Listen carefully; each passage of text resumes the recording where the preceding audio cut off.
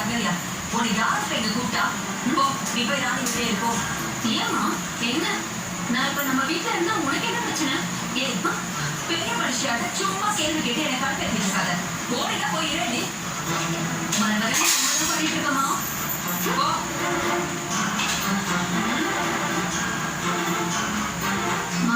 என்னம்மா அது உன்கிட்ட ஒரு முக்கியமான விஷயம் பேசணும்.